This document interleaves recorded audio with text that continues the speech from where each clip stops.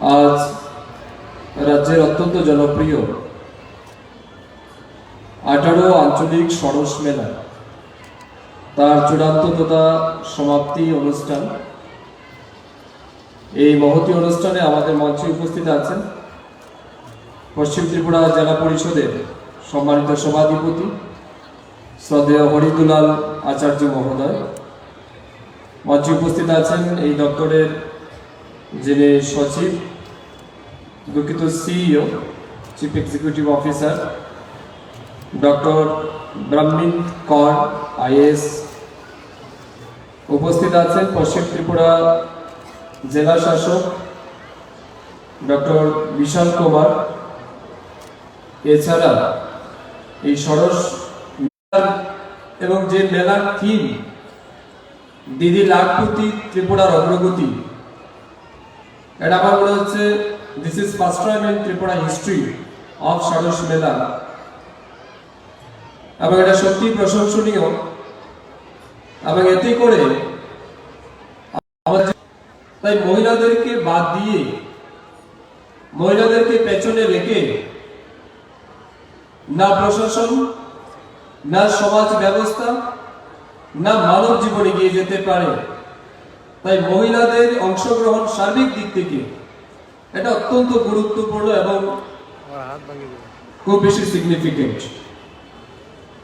তাই ত্রিপুরা সরকার, concern department under the leadership of honourable chief minister, যে উদ্যোগ ত্রিপুরা রাজ্যে গ্রহণ করা হয়েছে গত 5 বছরে,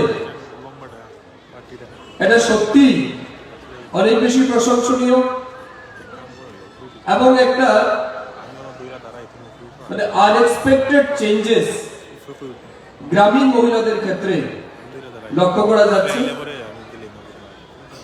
পুরো রাজ্যে মহিলাদের আর্থিক বিকাশ, স্বাবলম্বী হওয়ার যে বিষয়, মহিলাদের লাখপতি হওয়ার বিষয়, এই সমস্ত বিষয় কিন্তু এই টিআরএলএম কিংবা এসএফজি একটা গুরুত্বপূর্ণ ভূমিকা পালন করছে। এখানে একটা নোট আমার কাছে আছে, আমি একটা ডাটা নিলাম এখান থেকে। এই বছর এই সরস মেলায় সর্বমোট 385টি স্টল অংশগ্রহণ করছে। এই 385 স্টলের মধ্যে 331টি স্টল যেখানে মহিলা স্বসহায়ক দল দ্বারা পরিচালিত হচ্ছে, ফিমেল এসএসজি গ্রুপ।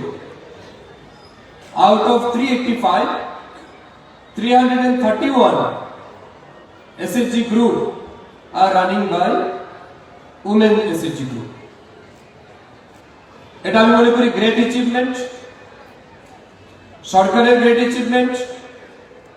আমাদের মহিলাদের যে অংশগ্রহণ, এটাও কিন্তু অত্যন্ত গুরুত্বপূর্ণ, আমাদের সরকার নজর কাটছে। এখানে এটাও বলা হয়েছে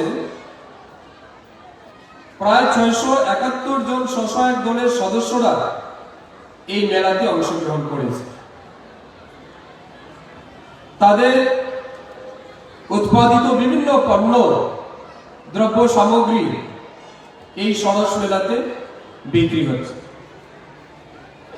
most surprising thing what I observe here, 2021-22 অর্থ বছরে এই সরস মেলায়, অর্থাৎ বিভিন্ন এসএসজি গ্রুপ কিংবা বিভিন্ন স্টলের মাধ্যমে যেটা সেল হয়েছে, বিক্রি করেছে, সেটা ছিল 88 লক্ষ টাকা। 88 লাখ টাকার পণ্য সামগ্রী এই সরস মেলাতে বিক্রি হচ্ছে। কবে? 2021-22, যেটা 2022-23-এ বেড়ে হয়েছিল 1,85,00,000 টাকা। অর্থাৎ এসএসজি গ্রুপের মাধ্যমে বিভিন্ন প্রোডাক্ট যেটা সেল হয়েছে, সেটা 1,85,00,000 টাকা বৃদ্ধি পেয়েছে। আর এই বছর যেটা, there is a huge difference, যে এই বছর আমি মনে করি এটা গ্রেট অ্যাচিভমেন্ট টিআরএম ডিপার্টমেন্ট এবং সরকারের, এই বছর সেটা বেড়ে হয়েছে 4,06,00,000 টাকা। Can you imagine? কিভাবে ডিপার্টমেন্ট এবং কিভাবে সরকার টপমোস্ট প্রায়োরিটি গ্রুপে রেখে এবং ফান্ড দিয়ে তাদেরকে স্ট্রেংথেনিং করছে, এনকারেজ করছে বিভিন্ন অ্যাক্টিভিটিস এর মাধ্যমে, এবং আজ তারা যোগ্য মার্কেট এখানে পেয়ে যাচ্ছে। মাননীয় ম্যাডাম বলেছেন কেন এই সরস মেলার আয়োজন। আপনি এসএসজি গ্রুপকে ট্রেনিং দিচ্ছেন। প্রথমে আমরা এসএসজি গ্রুপ ফর্ম করছি, তাকে ট্রেনিং দিচ্ছি, পার্টিকুলার বিষয়ের উপর তার স্কিল বৃদ্ধি করছি, তারপর তাকে ফান্ড দেওয়া হচ্ছে, রিভলভিং ফান্ড। সেই ফান্ডকে ব্যবহার করে তারা যখন বিভিন্ন ইনোভেটিভ প্রোডাক্ট তৈরি করছে, তো তার মার্কেট দরকার, সেগুলি বিক্রির জন্য উপযুক্ত জায়গা দরকার, আর তার জন্য উপযুক্ত জায়গা হিসাবে সরস মেলাটাকে বেছে নিয়ে মহিলাদেরকে স্পেশাল গুরুত্ব দিয়ে এখানে স্টল বসানো হয়েছে। তার জন্য আমি আন্তরিকভাবে আবারও ধন্যবাদ জানাবো দপ্তরকে এবং অবশ্যই রাজ্যের মাননীয় মুখ্যমন্ত্রীর নেতৃত্বে যে ডিপার্টমেন্ট কাজ করছে, এটা সত্যি অত্যন্ত প্রশংসনীয় বিষয়। কারণ একদিকে আপনি তাদেরকে চুজ করছেন, ট্রেনিং দিচ্ছেন, ফান্ড দিচ্ছেন, তারা প্রোডাক্ট তৈরি করছে, তো সাথে সাথে সেল করার তো জায়গা তাদেরকে দিতে হবে, মার্কেট দিতে হবে। এই যে সরস মেলা, যেটা গত 7 দিন যাবত প্রায় চলছে সম্ভবত, এটা সবচেয়ে বড় মার্কেট তাদের জন্য, এবং এটা তারা কিন্তু অনেক বেশি এক্সপ্লোরও করতে পারছেন তাদের নিজেদেরকে। এবং আমি মনে করি এই যে মেলা, যে সমস্ত গ্রুপরা এখানে পার্টিসিপেট করছে বা আমাদের এসএসজি গ্রুপের দিদিরা যারা এখানে এসেছেন, তাদের কিন্তু নলেজ এক্সচেঞ্জ করারও এটা একটা সবচেয়ে বড় সুযোগ। কারণ বিভিন্ন এসএসজি গ্রুপ তারা কি প্রোডাক্ট নিয়ে এসেছেন, কি ইনোভেটিভনেস তারা তৈরি করেছেন, কি অত্যাধুনিক জিনিস এখানে তৈরি হয়েছে, এটা কিন্তু একটা এক্সচেঞ্জ করারও সুযোগ হচ্ছে, এবং নতুন করে আইডিয়া পাওয়ার একটা সুযোগ সেখানে রয়েছে। কারণ কাস্টমারদের বিভিন্ন ডিমান্ড থাকে, কাস্টমার অনেক ডিজায়ার থাকে, যে আপনি এই প্রোডাক্টটা এইভাবে বানিয়েছেন, এটার সাথে আমার মনে হয় আরেকটা জিনিস আপনি অ্যাড করতে পারেন, আপনি এটার সাথে পার্টিকুলার এই জিনিসটা অ্যাড করুন, পার্টিকুলার ওই আইটেমটা অ্যাড করুন, তাহলে তারা আরেকটা আইডিয়া পেয়ে যাচ্ছে। সেই আইডিয়াকে আগামী দিন তারা নিশ্চয়ই ইমপ্লিমেন্ট করে আরো ভালো প্রোডাক্ট আমাদের সামনে নিয়ে আসতে হবে। মূল উদ্দেশ্য কি? মূল উদ্দেশ্য হচ্ছে আমাদের রাজ্যের মহিলাদেরকে আর্থিকভাবে স্বাবলম্বী তৈরি করা। কারণ মহিলারা যখন স্বাবলম্বী হবে, মহিলারা যখন আর্থিকভাবে উন্নতির নিরিখে পৌঁছে যাবে, তখন অটোমেটিক্যালি আমাদের রাজ্য এগিয়ে যাবে, আমাদের রাজ্য উন্নত হবে। সেই জায়গাতে আমরা লক্ষ্য করেছি, আপনারা নিশ্চয়ই সেটা জানেন, বিফোর 2018 ডিউরিং লেফট রিজিম, সেখানে এসএসজি গ্রুপের সংখ্যা কত ছিল? 4160টা এসএসজি গ্রুপ ছিল। প্রায় 25-30 বছরে তারা এসএসজি গ্রুপ বানিয়েছে 4160টা গ্রুপ।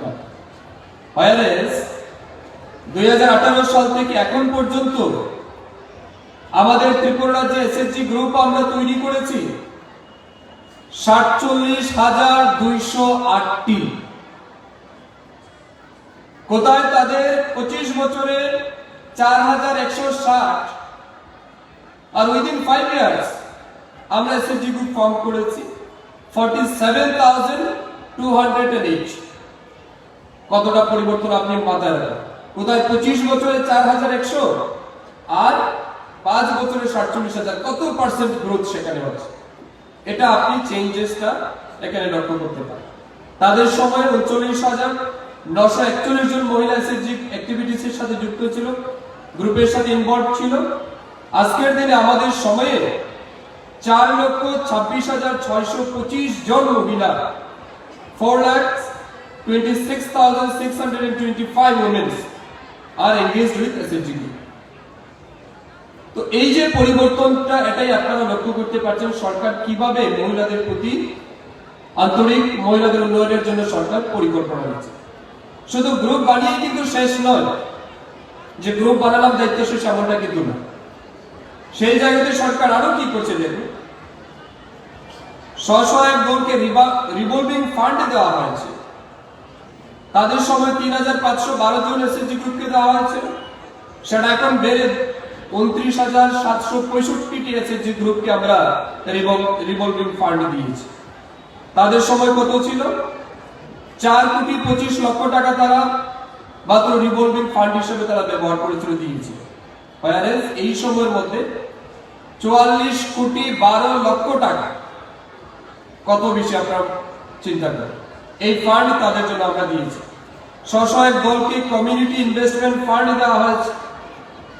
তাদের সময় ছিল 2,854, এটা বর্তমানে বেড়ে আমরা দিয়েছি 35,765 টাকা।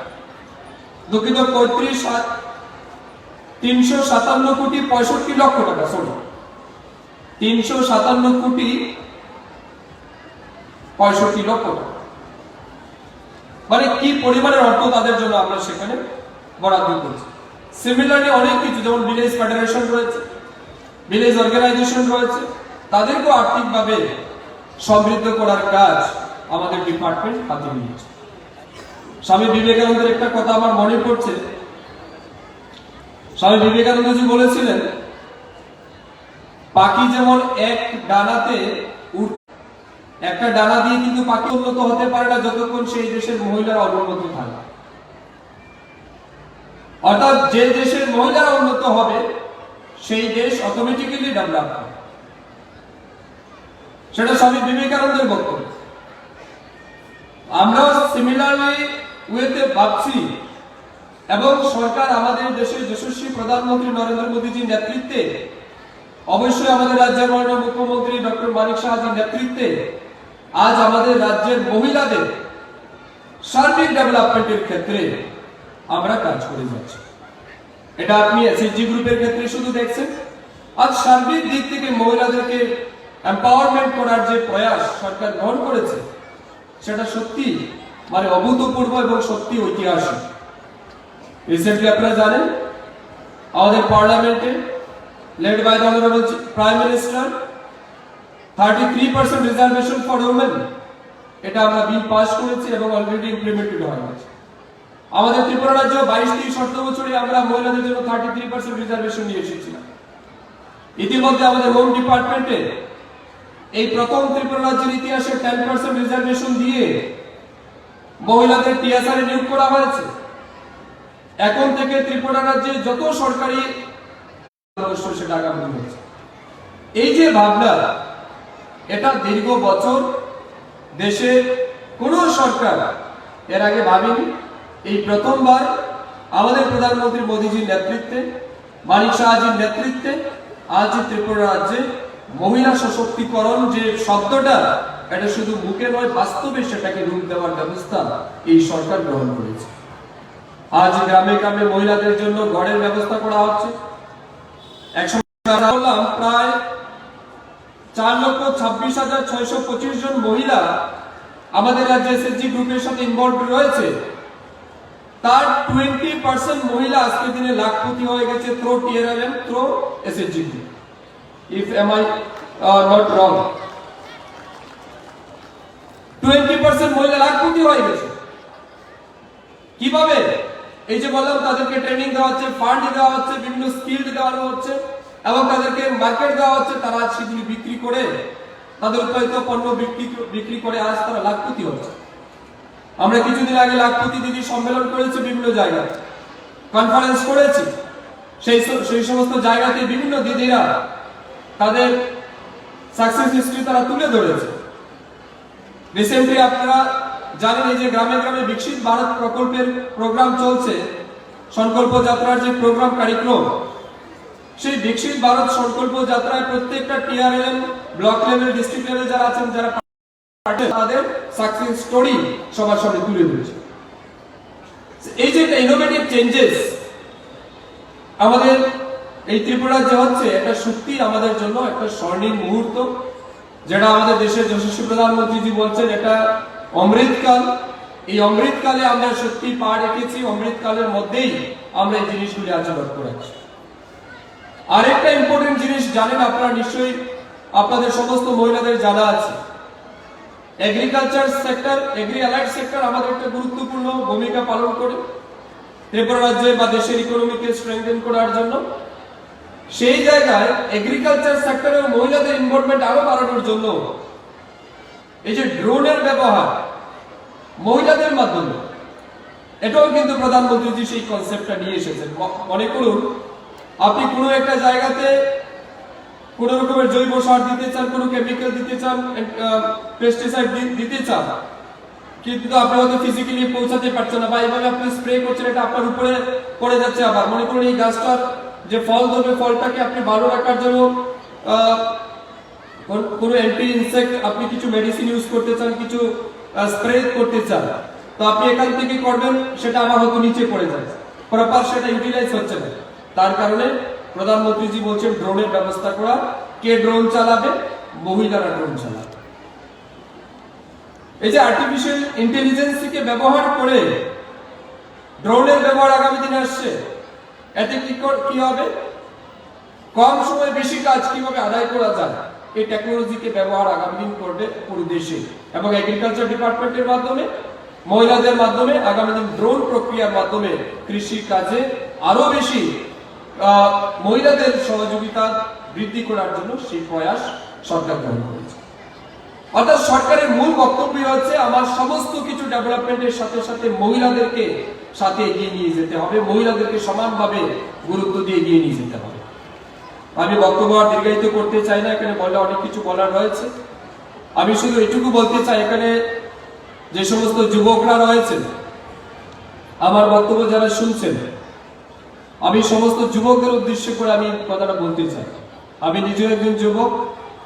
আমরা মহিলার সম্মানের কথা বলছি, মহিলা সশক্তিকরণের কথা বলছি, মহিলার আর্থিক সমৃদ্ধির কথা বলছি। এটা সরকার যেমন উদ্যোগ গ্রহণ করছে, সরকার যেমন কাজ করছে, ঠিক তেমনি আপনারা যারা এই সমাজের যুবকরা আছেন, আপনাদেরও দায়িত্ব, আমাদেরও দায়িত্ব, একাধারে মহিলাদেরকে সম্মান দেওয়ার কাজটাও কিন্তু আমাদের করতে হবে। আজ আমরা অনেক জায়গাতে দেখছি, এবং সত্যি এটা কোনোভাবে অস্বীকার করা যাবে না, যে নেশা নামক একটা অভিশাপ আমাদের সমাজের সামনে সবচেয়ে বড় চ্যালেঞ্জ হয়ে দাঁড়িয়েছে বর্তমানে। এই নেশা নামক যে অভিশাপ, এই অভিশাপের কড়াল গ্রাসে অনেক যুবকরা আসক্ত হয়ে নিজের কেরিয়ার, নিজের জীবন যেমন ধ্বংস করছে, অপরদিকে পরিবারকেও ধ্বংস করছে। আপনি মহিলা সম্মানের কথা বলছেন, তো মহিলা সম্মান শুধু আর্থিকভাবে করলে চলবে না, তার মানসিক সম্মানটাও দরকার, তার আত্মার সম্মানটাও দরকার। তার জন্য প্রত্যেক যুবকদের দায়িত্ব যে আপনি নেশামুক্ত সমাজ উপহার দিতে হবে। নেশামুক্ত সমাজ যখনই আমরা উপহার দিতে পারবো, তখনই দেখবেন বাড়িতে মহিলাটা সুস্থ থাকবে। আমার এই অল্প দিনের রাজনৈতিক অভিজ্ঞতা থেকে যেটা আমি অনুভব করেছি, এমন অনেক পরিবার আছে, অনেক মহিলারা মাসের প্রায় 20 দিন 25 দিন রাত্র তারা কেঁদে কেঁদে রাত্র কাটায়, কারণ তার স্বামী কিংবা তার ছেলেটা ওই নেশার করাল গ্রাসে আবদ্ধ হয়ে, যে ছেলেটার বাড়িতে 8, 9টা 10টার মধ্যে বাড়ি ফেরার কথা, সেই ছেলেটা রাত্রে 2টায় 3টায় মধ্যমত অবস্থায় বাড়ি ফিরে বাড়ির মধ্যে তাণ্ডব করছে না, নিজে শান্তি দিয়ে ঘুমাচ্ছে না, অন্য কাউকে শান্তিতে ঘুমোতে দিচ্ছে। তো এই যে বিষয়টা, একটা লোক সারাদিন মানুষের বাড়িতে কাজ করলো, বিভিন্ন জায়গায় কাজ করলো, সে রাজমিস্ত্রি, কাঠমিস্ত্রি, অন্য কিছু ড্রাইভারি কাজ করলো, রিক্সা চালালো, যে কোনো তার প্রফেশনের কাজ সে করলো। কাজ করে দেখা যাচ্ছে রাত্রিবেলা যা উপার্জন করলো সমস্ত কিছু সে নেশার নিচে দিয়ে নেশাযুক্ত হয়ে বাড়িতে ফিরে যাচ্ছে। তার হয়তো বাড়িতে বাজার করে ছেলে মেয়ে পরিবারের জন্য ভালো কিছু নিয়ে বাড়িতে যাওয়ার কথা ছিল, দেখা যাচ্ছে সে নেশাকে মদমত্ত অবস্থায় সমস্ত কিছু ছেড়ে দিয়ে বাড়িতে যাচ্ছে রাত্রে 1টা 2টায়। পরিবার বা স্ত্রী মা তার পথ চেয়ে বসে আছে, কখন বাজার থেকে জিনিসপত্র নিয়ে আসবে, কখন রান্না হবে, কখন খাবো। এই ঘটনাগুলি ঘটছে কিনা না সমাজ? এতে করে কি হচ্ছে, আমাদের সমাজে বিভিন্ন জায়গাতে আমাদের অসুবিধা হচ্ছে, এবং বিভিন্ন পরিবার আজ ধ্বংস হয়ে যাচ্ছে, আমরা লক্ষ্য করছি। তাই সবাইকে দায়িত্ব নিতে হবে এই নেশা নামক করাল গ্রাস বা অভিশাপ থেকে আমাদের সমাজকে বাঁচিয়ে তোলার জন্য, মহিলাদেরকে বাঁচানোর জন্য আমাদের সবাইকে দায়িত্ব নিতে হবে। এবং 2024 সাল নতুন বছরে আমরা পা রেখেছি। মাথায় রাখবেন, প্রত্যেক নতুন সময়ে আমরা নতুন কিছু কল্পনা করি, নতুন উন্নতির কথা চিন্তা করি। আসুন আমরা ইংরেজি নতুন বছরে প্রমিস করি, শপথ নেই, যে ভুল আমি 2023-এ করেছি আমার ভুলের কারণে আমার পরিবার, আমার সবকিছু ধ্বংস হয়েছে। আমি 2024 শপথ নিচ্ছি যে আমি আর কোনোদিন নেশা নামক সেই বস্তু টাচ করব না, আমি কোনো নেশা সামগ্রী গ্রহণ করব না। এই প্রতিজ্ঞা আমি নেই। আমি নিজে সুস্থ থাকবো এবং আমার পরিবারকে, আমার পরিবারের সমস্ত সদস্যকে আমি সুস্থ রাখবো। এই পরিকল্পনা, এই শপথ নিয়ে আমাদের আগামী দিন এগিয়ে যেতে হবে। এটাই সমস্ত যুবকদের প্রতি আমার আহ্বান থাকবে। পুনর্বার সরস মেলা কমিটি আয়োজকদের ধন্যবাদ জ্ঞাপন করছি, কৃতজ্ঞতা জানাচ্ছি এই গুরুত্বপূর্ণ অনুষ্ঠানে আমাকে আমন্ত্রণ জানানোর জন্য। এবং এখানে যারা উপস্থিত হয়েছেন আপনাদের কাছে পুনর্বার আমাদের আবেদন থাকবে, আমাদের যশস্বী প্রধানমন্ত্রী মোদীজির নেতৃত্বে, আমাদের রাজ্যের মাননীয় মুখ্যমন্ত্রী অধ্যাপক ডক্টর মানিক সাহাজির নেতৃত্বে আমরা আগামী দিন এই রাজ্যকে উন্নয়নের চূড়ান্ত শিখরে নিয়ে পৌঁছে দিতে চাই। যার ঝলক ইতিমধ্যে গত 5 বছরে বিভিন্ন নিরিখে আপনারা দেখেছেন। আগামী দিনে অনেক বেশি, অনেক বড় কিছু এই রাজ্যের মানুষ পাবে। রাজ্যের মানুষের অর্থনৈতিক অবস্থার উন্নতি হবে, রাজ্যের মানুষের সার্বিক ডেভেলপমেন্ট হবে, রাজ্যের সার্বিক ডেভেলপমেন্ট হবে। সেই জায়গাতে আপনাদের সবার আমরা আন্তরিক সহযোগিতা কামনা করছি। আপনাদের সবার আন্তরিক সহযোগিতায় আমাদের রাজ্য দেশের দরবারে অনেক দূরে এগিয়ে যাক, সবচেয়ে শ্রেষ্ঠ রাজ্য হিসেবে প্রতিষ্ঠিত হোক, এক ত্রিপুরা শ্রেষ্ঠ ত্রিপুরার স্বপ্ন সফল হোক, এই প্রার্থনা রেখে আপনাদের প্রত্যেকের সুস্থ সুন্দর জীবন কামনা করে এবং অবশ্যই ইংরেজি নতুন বছর আপনাদের সবার খুব ভালো কাটুক এই প্রার্থনা করে বক্তব্য শেষ করছি। ओम सर्वे भवन्तु सुखिनः, सर्वे सन्तु निरामया, सर्वे भद्राणि पश्यन्तु मा कश्चित् दुःखभाग् भवेत्। ओम शांति, ओम शांति, ओम शांति।